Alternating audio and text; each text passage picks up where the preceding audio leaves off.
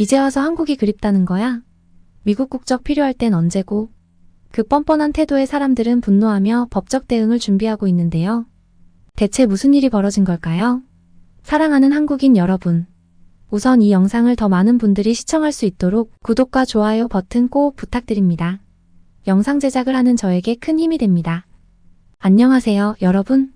저는 캐나다에서 온 한국 문화 덕후 클로이 앤더슨이에요. 제 유튜브 채널 클로이의 K벤처를 통해 한국의 숨은 매력을 세계에 소개하고 있죠. 저는 한국이 너무 좋아요. 늘 신나고 즐거운 얘기들만 소개했었는데요. 오늘은 조금 특별한 이야기를 들려드리려고 해요. 바로 태극기 대신 성조기를 선택한 남자, 유승준에 대한 이야기랍니다. 이 사건에 대해 한국 사람들은 어떻게 생각했는지, 그리고 한국 정부가 이 문제를 어떻게 해결했는지 정말 흥미롭더라고요. 또 이 사건을 계기로 미국을 비롯한 전 세계에서 한국이 얼마나 대단한 나라인지 이슈가 되었답니다. 작은 나라이지만 원칙을 굳건히 지키며 정의와 공정성을 중시하는 한국을 얼마나 존경하게 되었는지 그 이야기를 여러분께 꼭 전해드리고 싶어요. 아, 벌써부터 궁금해하시는 눈빛들이 보이네요. 이제부터 저의 이야기를 꼭 들어주세요. 여러분 혹시 유승준이라는 이름 들어보셨나요? 90년대 후반 한국을 뜨겁게 달궜던 그야말로 아이돌 레전드였죠. 훤칠한 키에 꽃미남 외모, 그리고 노래와 춤 실력까지 겸비한 완벽한 스타였어요. 특히 그가 부른 나나나라는 노래 혹시 기억하시나요? 그 노래만 들으면 자동으로 어깨가 들썩이던 그 시절 너무나 생생하죠. 그리고 어떻게 잊을 수 있겠어요? 그 유명한 가위춤을요. 그의 히트곡 가위에 맞춰 추던 춤은 정말로 센세이션이었어요. 전국적으로 따라했던 그 독특한 춤사위. 학교, 거리, 심지어 회사 회식 자리에서도 모두가 앞다투어 흉내냈던 기억 다들 있으시죠? 구독자분들도 혹시 그런 추억이 있지 않으신가요? 유승준의 가위춤은 90년대 후반 한국 대중문화의 상징이 되었어요. 지금도 그 시절을 떠올리면 자연스럽게 나나나 노래와 함께 가위춤이 생각나는 건 저뿐만이 아닐 거예요. 그만큼 유승준과 그의 가위춤은 많은 사람들의 기억 속에 강렬하게 남아있죠. 그런데 말이죠. 이 꽃미남 스타에게 한 가지 큰 숙제가 있었어요. 바로 군대. 한국 남자라면 누구나 가야 하는 그곳 말이에요. 유승준도 나 군대 갈 거예요. 라고 열심히 외쳤죠. 심지어 군대 홍보대사로 나서기까지 했어요. 우와, 애국자네.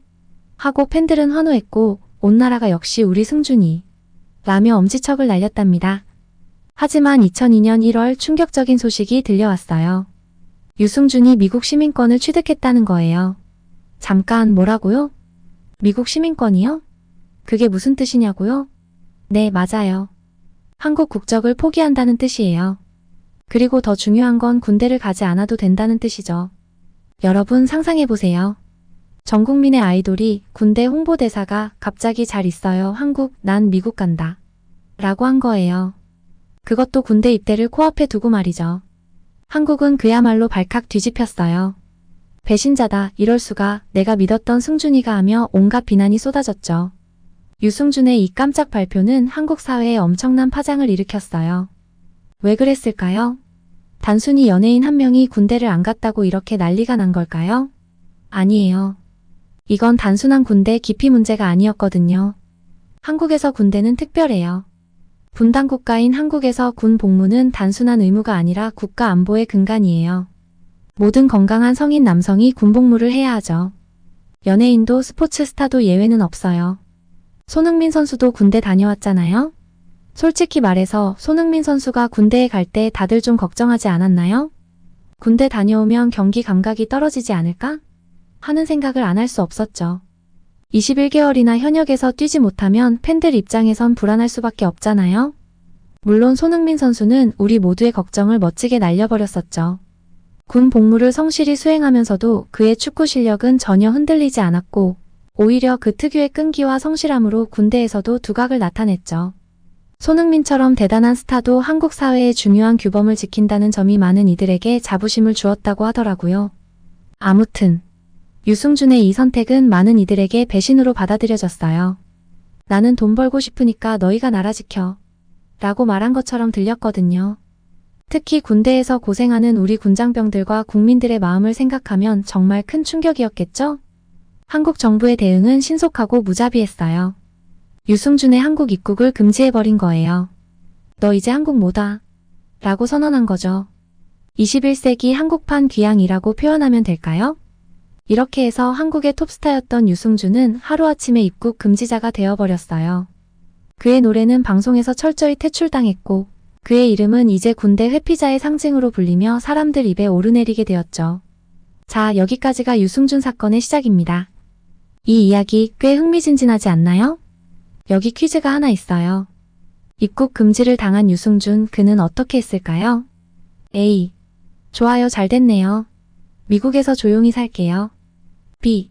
한국 안 가면 어때요? 세상은 넓어요. C. 아니에요. 난 꼭 한국에 가야 해요. 정답은 다들 아시죠? 네, 맞아요. 유승준은 포기하지 않았어요. 그는 마치 한국행 티켓을 쥐고 싶어 안달난 토끼처럼 계속해서 도전했답니다. 2003년 그의 첫 번째 시도가 있었어요. 약혼녀의 할아버지 장례식에 참석하고 싶다며 특별 입국 허가를 신청했죠. 이건 좀 슬픈 사연이긴 하네요. 하지만 한국 정부의 대답은 노였어요. 너 군대 안 갔잖아. 라고 말이죠. 그 후로도 유승준은 끊임없이 한국의 문을 두드렸습니다. 마치 무언가에 사로잡힌 것처럼 말이죠. 아, 맞다. 그의 노래 중에 유령이라는 곡도 있었죠? 이런 자신의 미래를 예견이라도 한 걸까요? 그가 한국에 다시 들어오려는 시도는 계속됐지만 그때마다 단호한 거부에 부딪혔습니다. 입국 거부는 명확했고 한국 사회는 그에게 관용을 베풀지 않았습니다. 그가 애절하게 호소해도 대중의 반응은 냉담했습니다. 군대 회피라는 그의 과거가 너무나 강렬하게 각인되어 사람들은 그의 변명에 귀를 기울이지 않았죠. 한때 대한민국의 청춘을 대변했던 스타가 이제는 자신이 저버린 나라에 돌아오려 몸부림치는 모습이 대중들에겐 오히려 씁쓸함을 자아냈던 거죠. 2015년 유승준은 새로운 카드를 꺼내 들었어요. 이번엔 법적 싸움을 시작한 거죠. LA 총영사관을 상대로 비자 발급 거부 취소 소송을 제기했어요. 오, 대단하죠? 연예인에서 이제는 법률 전문가로 변신이라도 하려는 걸까요? 하지만 결과는 1심, 2심 모두 패소. 한국 법원도 미안하지만 못 들어와요 라며 단호하게 문을 닫아버렸죠. 그런데 2020년 극적인 반전이 일어났어요. 대법원에서 유승준의 손을 들어준 거예요. 비자 발급 거부는 재검토해야 한다고 말이죠. 유승준의 얼굴에 마침내 미소가 번졌을 것 같아요. 드디어 한국에 갈 수 있는 건가? 하고 말이에요. 하지만 아직 끝난 게 아니었어요. 왜냐고요? 대법원의 판결은 단지 비자 발급을 다시 검토해봐라는 거였거든요. 무조건 비자를 내주라는 내용이 아니었던 거죠. 그래서 지금도 유승준의 한국행은 미궁속이에요. 그는 여전히 한국에 오지 못하고 있죠. 20년이 넘는 시간 동안 그는 계속해서 한국 땅을 밟으려고 노력하고 있어요. 마치 현대판 천일야와 같아요. 여러분은 어떻게 생각하세요? 유승준이 이렇게까지 한국에 오고 싶어 하는 이유가 뭘까요? 고향이 그리워서? 아니면 다시 연예계에서 활동하고 싶어서? 탈세를 위해서 입국한다는 얘기도 있던데 사실일까요? 혹시 진심으로 자신의 잘못을 뉘우치고 용서를 구하고 싶은 걸까요? 이 모든 질문에 대한 답은 아마도 유승준 본인만 알고 있겠죠. 하지만 한 가지 확실한 건 이 사건이 한국 사회에 던진 질문이 참 크다는 거예요. 병역 의무, 공정성, 용서와 화해. 이 모든 것들이 얽혀있는 복잡한 퍼즐 같아요. 여러분께 퀴즈를 하나 내볼게요. 유승준 사건은 A.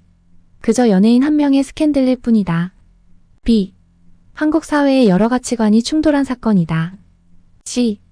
21세기판 홍길동전이다. 정답은 B. 네, 맞아요. 이 사건은 단순한 연예인 스캔들을 넘어서 한국 사회의 여러 가치관이 충돌한 사건이에요. 홍길동전도 아예 틀린 말은 아니지만요. 홍길동도 유승준처럼 의와 법 사이에서 고민했으니까요. 자, 이제 본격적으로 들어가 볼까요? 첫째, 이 사건은 한국 사회에서 병역 의무가 얼마나 중요한지를 다시 한번 뼈저리게 깨닫게 했어요. 군입대는 단순히 시간이 지나가길 견디는 일이 아니에요. 그것은 엄청난 결심이 필요한 국가를 지키기 위한 헌신적인 책임이죠.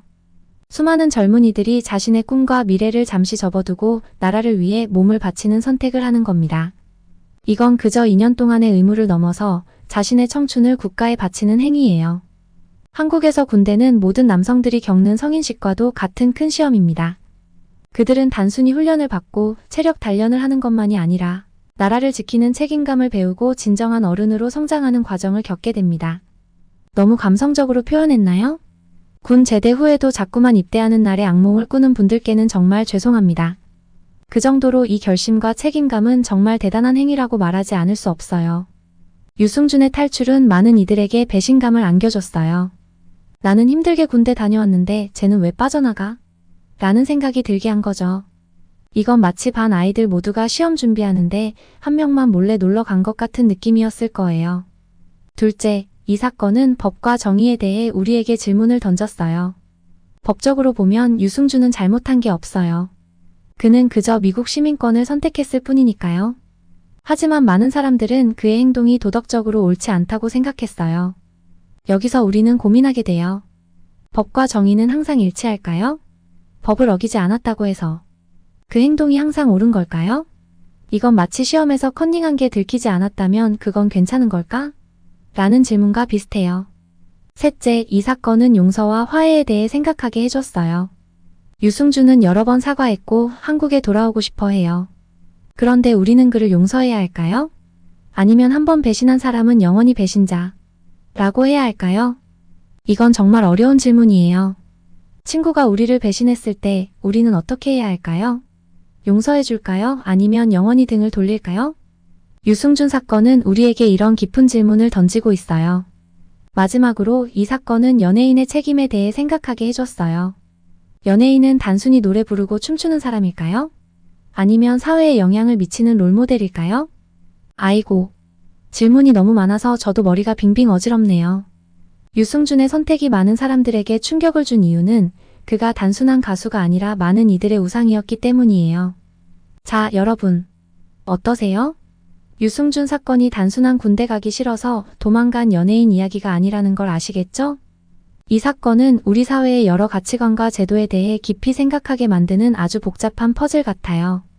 만약 여러분이 유승준을 직접 만난다면 뭐라고 말해주고 싶나요? 용서해줄 건가요? 아니면 꾸짖을 건가요? 아니면 그저 나나나 노래나 한 곡 불러달라고 할 건가요? 이 질문에 대한 여러분의 답변이 우리 사회가 이 사건을 어떻게 바라보고 있는지를 보여주는 척도가 될 거예요. 현재도 유승준은 한국 땅을 밟지 못하고 있어요. 21년이 지났는데도 말이죠. 와, 21년이라니. 그 사이에 태어난 아기들이 벌써 성인이 됐다니 믿기지 않네요. 이제 현재 상황을 자세히 들여다볼까요? 유승준은 여전히 한국 입국을 위해 노력 중이에요. 마치 좀비 영화의 주인공처럼 계속해서 한국의 문을 두들기고 있죠. 그는 최근에도 SNS를 통해 자주 한국어로 근황을 전하고 팬들과 소통하려 노력하고 있어요. 한편 한국 사회의 반응은 어떨까요? 여전히 싸늘해요. 많은 사람들이 한 번 배신한 사람은 영원히 배신자라는 입장을 고수하고 있죠. 하지만 일부에서는 이제 용서해줘도 되지 않을까? 라는 의견도 나오고 있어요. 시간이 흐르면서 조금씩 변화가 생기고 있는 거죠. 그런데 말이죠. 이 사건이 우리에게 준 영향은 단순히 유명 가수 한 명의 입국 금지에 그치지 않아요. 이 사건 이후로 한국 사회는 병역 의무에 대해 더욱 엄격해졌어요. 연예인들의 군 복무에 대한 관심도 훨씬 높아졌고요. 요즘 아이돌들 보세요. 군대 가는 걸 숨기기는커녕 오히려 자랑스럽게 여기잖아요. 나 이제 군대 갑니다. 하며 팬들과 인사하고 제대하면 국민 여러분 건강하게 다녀왔습니다. 하며 복귀 인사를 하죠. 이런 모습들 다 유승준 사건의 영향이라고 볼 수 있어요. 또 하나 이 사건은 법과 정의에 대한 우리의 인식을 바꿔놓았어요. 유승준은 법적으로는 문제가 없었지만 도덕적으로는 큰 비난을 받았죠. 이를 통해 우리는 법적으로 문제없다가 옳다는 뜻은 아니라는 걸 알았어요. 자, 이제 마지막으로 우리가 이 사건에서 배울 수 있는 교훈은 뭘까요? 바로 책임의 중요성이에요.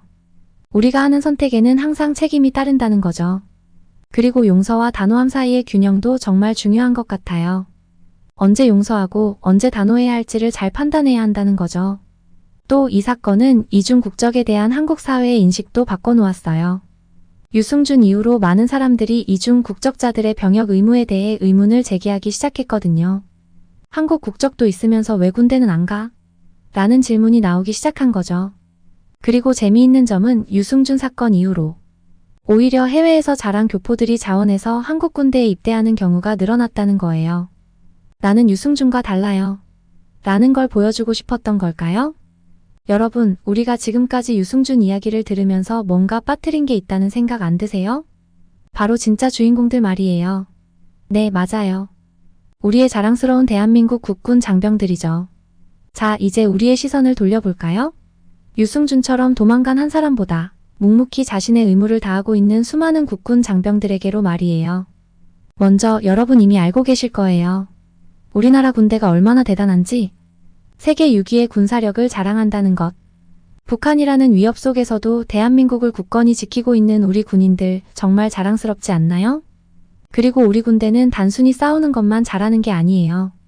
2015년 네팔 대지진 때 우리 군이 얼마나 빨리 달려가서 구조활동을 했는지 아세요? 전 세계가 깜짝 놀랐대요. 와, 한국군 정말 대단하다. 라고요. 코로나19 때는 어땠어요? 군인들이 백신 접종 현장에서 밤낮 없이 일했죠. 의료진들과 함께 우리 국민들의 건강을 지키기 위해 고생했어요. 이게 바로 우리 군인들의 모습이에요. 전쟁이 나면 총을 들고, 재난이 오면 구조 장비를 들고, 필요하면 주사기도 들고 달려오는 거죠. 한국 군대의 과학기술력도 정말 대단해요. K9 자주포, KF-21 전투기. 이런 첨단 무기들 다 한국 기술로 만든 거라면서요?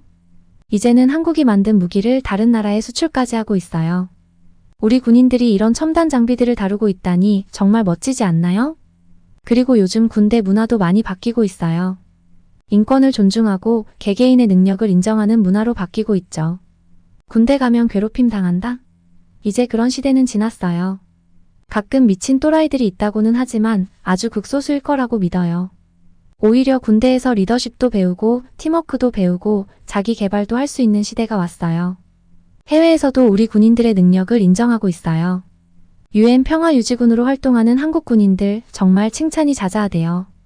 실력은 물론이고 현지 주민들과 소통하는 능력도 최고래요. 우리 군인들이 가는 곳마다 한국군 최고 라는 말이 들린다네요. 여러분, 이렇게 멋진 한국 군대에서 복무하는 것 자랑스러운 일 아닌가요? 유승준처럼 도망가지 않고 당당히 국방의 의무를 다하는 우리의 청년들. 그들이야말로 진정한 영웅들이에요. 제가 한국인 남자친구한테 들은 이야기가 있는데요. 정말 놀라웠어요. 한국의 군대는 단순히 총 쏘고 행군하는 곳이 아니라 그곳은 한국의 역사와 문화 그리고 기술력이 모두 어우러진 곳이라고 했어요. 먼저 한국군의 역사적인 자부심에 대해 이야기해 볼까요? 6.25 전쟁 당시 온 국민이 하나 되어 나라를 지켜냈던 그 불굴의 정신은 지금도 우리 군인들의 가슴속에 깊이 살아있다고 해요.